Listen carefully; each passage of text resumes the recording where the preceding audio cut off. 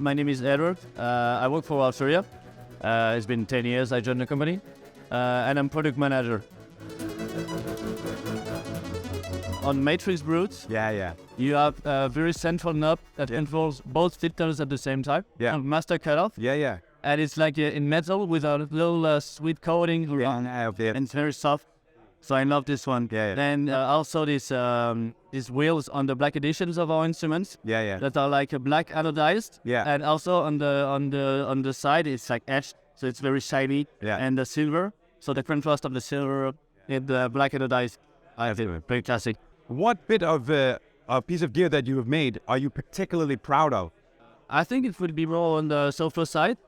I'm really happy to work on Pigments. It's probably our most creative instrument. So I'm really happy about this one because it's kind of my favorite world in terms of sounds and effects. Very modern stuff. And go from very fine keys like that you would use maybe ambient or trap music, for example. And also go like super aggressive with really crazy textures, using like cross modulation, distortions, and more distortion, and more distortions. And also maybe on the more vintage side, the last emulation of the Korg MS-20 we did.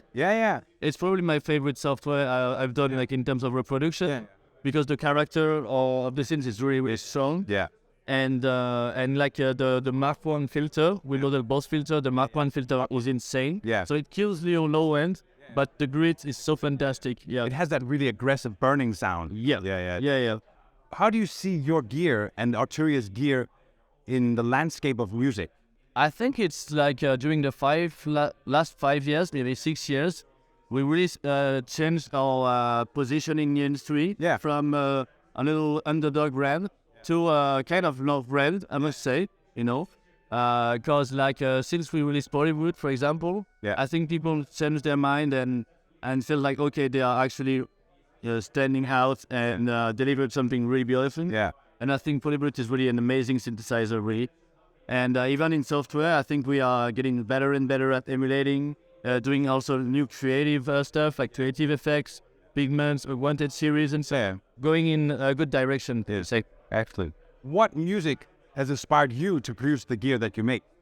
Oh, I listen to a lot of different music, actually. Back in the days, I was way into like Caribbean music, roots reggae. They have a big collection of records. I listen also to a lot of electronic music, especially bass music these days, like dubstep is coming back again. Classic dubstep, I love it.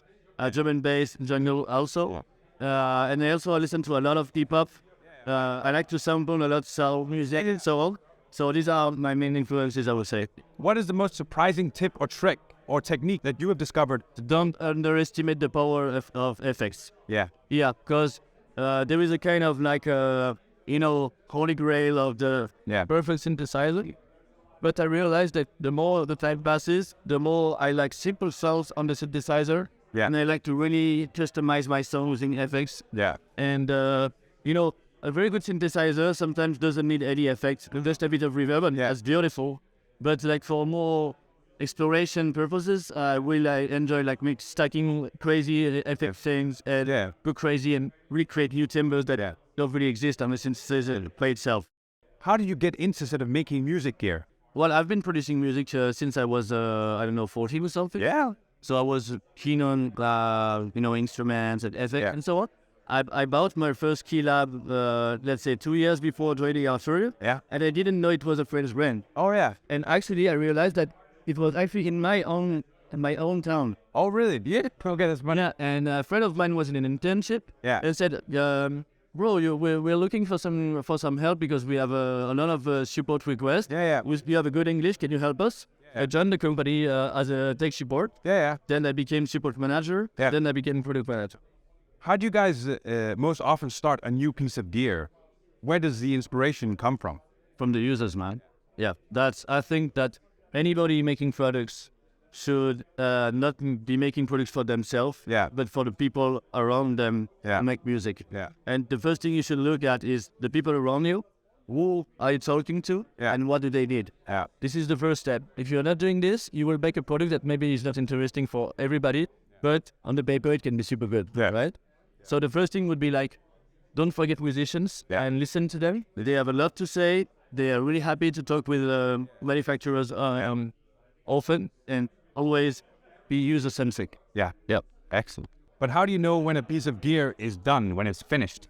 Yeah, well, on software you can probably update an instrument many times. But then most of the time you always have constraints. Development is really expensive.